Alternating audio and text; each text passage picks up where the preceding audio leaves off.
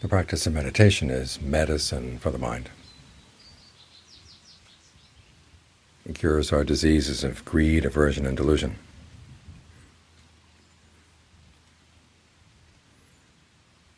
In fact, the practice as a whole is medicine.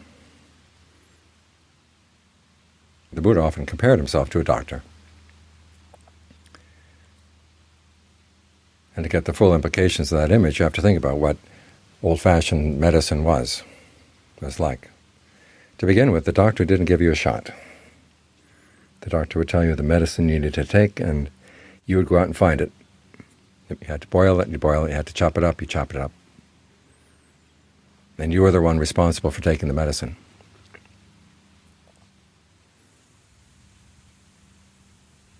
In the same way, when you practice, you're the one who's responsible. The Buddha tells you what works, what's good for the mind, what's bad for the mind. But it's up to you to follow the instructions.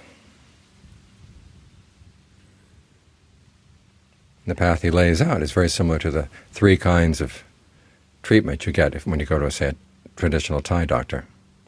First, the doctor will warn you about the things that are bad for the disease, the things that aggravate the disease, the kinds of food, the kinds of activities you have to stay away from.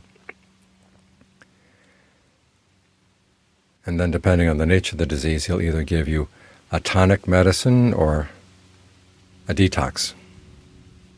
The tonic medicine is to strengthen you, to give you energy. And the detox is to get rid of all the germs and other bad things inside the body. And the Buddhist course of treatment has the same 3 parts. The precepts basically tell you the things that aggravate your condition: killing, stealing, illicit sex, lying, taking intoxicants. These are all things you have to stay away from, because otherwise they aggravate the disease. And concentration, which is what we're doing right now, this is the tonic. This is the nourishment to strengthen the mind. Because a lot of things the mind wants to do, but you know that they're wrong. But if the mind isn't strong, it's very easy to give in. You feel weak in the face of your temptations.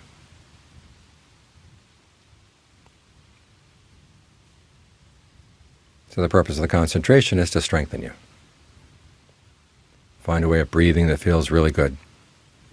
That's relaxing to the body if you're feeling tense. It's energizing if you're feeling weak or tired.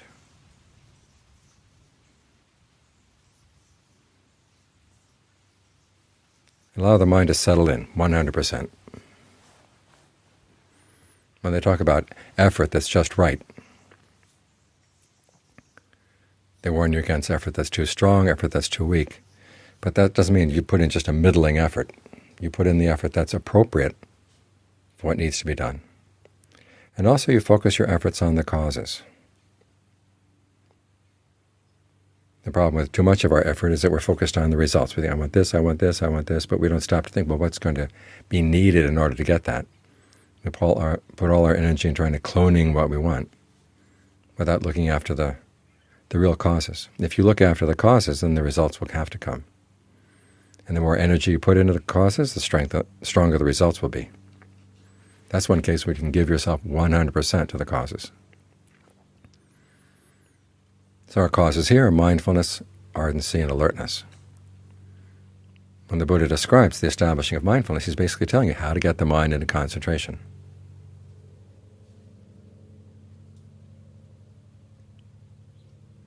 He says to focus on the body in and of itself. In other words, for example, the breath. In and of itself. In other words, you don't think about it in relationship to anything else. Just the fact that you've got the sensation of breathing right now. Ardent, alert, mindful, putting aside greed and distress with reference to the world. Okay, you've got 2 activities there. One is the focus. And then the other is the putting aside greed and distress with reference to the world. That second activity is basically clearing away anything that's going to interfere with your focus.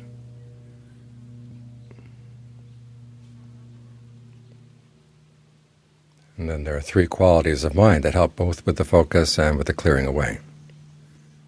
You're ardent, alert, mindful. In other words, ardent, you want to do this well. You're alert to what's actually going on, and you're mindful to keep in mind the lessons you've learned from the past as to what works, what doesn't work. And also to recognize when something comes up. Is this a friend or a foe? And if you keep working at these activities, keep developing these three qualities of mind, the mind will have to settle down.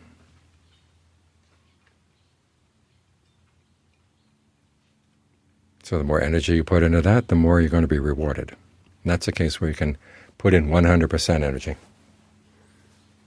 The results come back. The mind is energized, the mind feels strong, strengthened, nourished.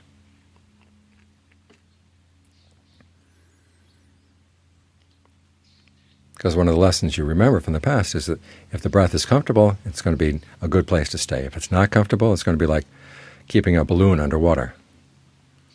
As long as your grip is good, it'll stay underwater, but as soon as your grip loosens a little bit, it'll come popping up. If the mind is being forced to stay with something it doesn't like, it's not going to stay. It'll stay for a little bit as long as you're holding on to it really tight.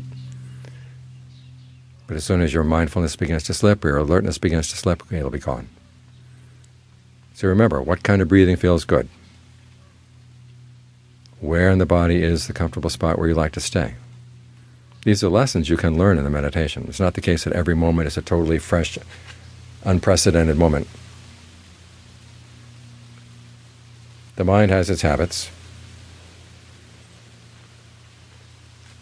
And the longer you sit with it, the more you're going to get to see its habits. And as you use your ingenuity in dealing with its bad habits, you begin to pick up a body of knowledge. What works, what doesn't work. That's how mindfulness helps you. It also gives you protection. You're not totally left alone in the present moment without any guidance from the past.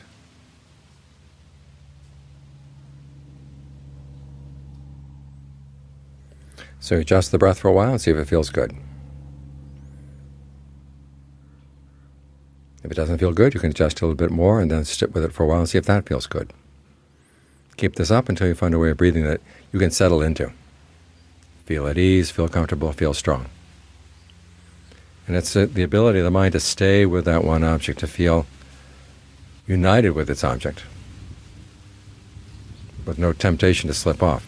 That's what gives it strength.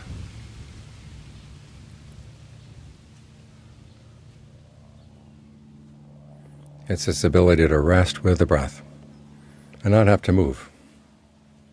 That's what nourishes the mind. Every time it jumps around, it's using up energy. Its real happiness is when it can be with something and stay there for long periods of time.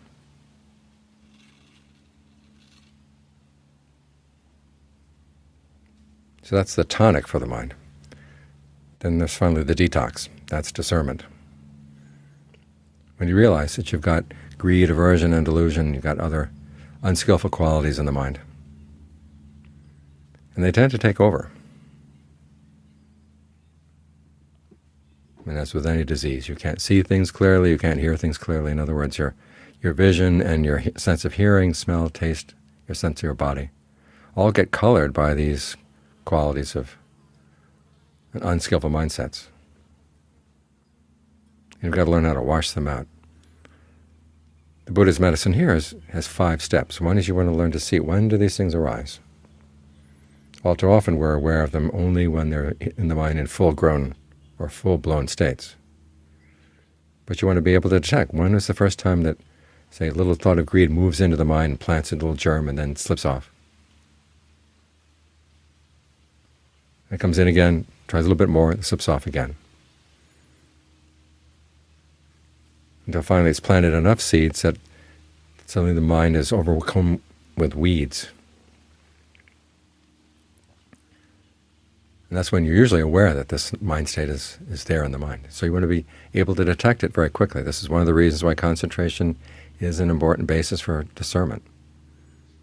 When the mind is really still, it can see little movements a lot more clearly.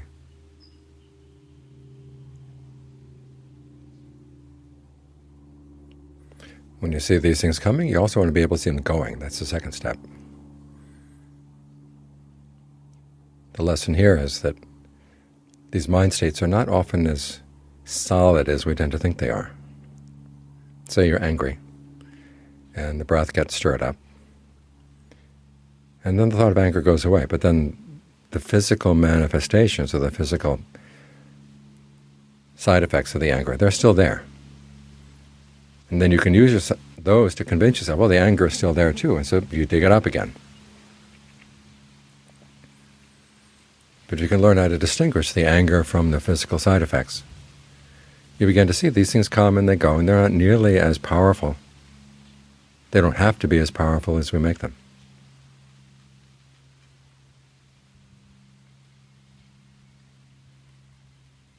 And the next step is when you see something like that coming, what's the allure? Why do you go with it? You want to see what causes it and also what makes you decide that this is something you really want to run with. Why do you like it? There are a lot of mind states we have that we don't like on an official level, but someplace down inside the mind there's part of you that does like it.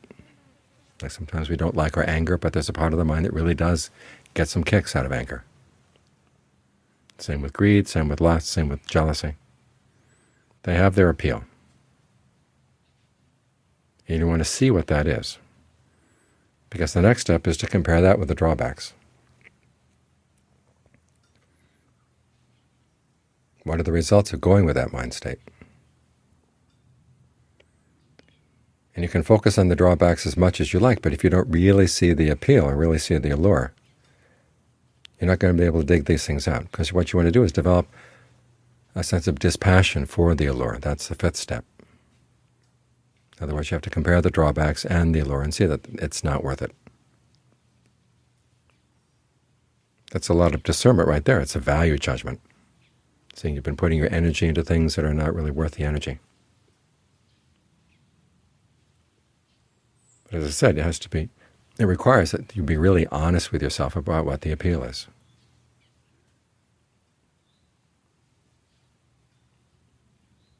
There are certain things we don't like about ourselves, but we're also very dishonest with ourselves about why part of us does like it. And that's the part we have to overcome. Getting the mind in concentration helps, because it gives you a sense of well-being, where you can sit back and look at these things with a little bit more objectivity and not feel so threatened by the discoveries that you're going to come up with. It also gives you the strength to keep on looking for the drawbacks, for things that you really like. You can convince yourself that they're not really worth it. Whatever little bit of pleasure you got out of them is not really worth it in the long term.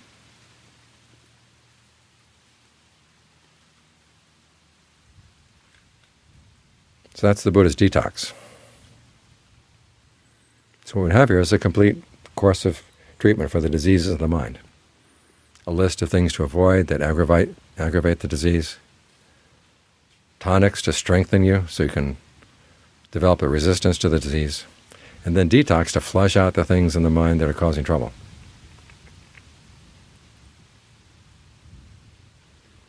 And if you take the complete course of treatment, you'll find that it gives a complete cure.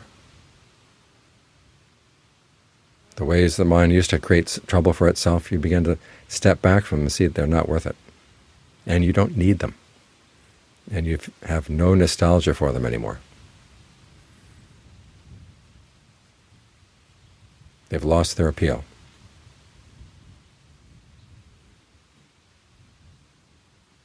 When the mind can't be tempted by greed, aversion, and delusion, that's when it's cured.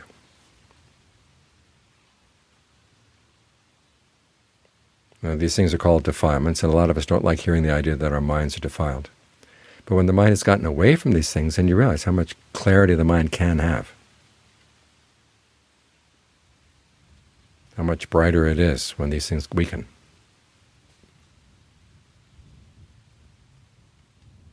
At that point, you're glad you're not siding with them, that you've learned how to pull yourself out from under their power.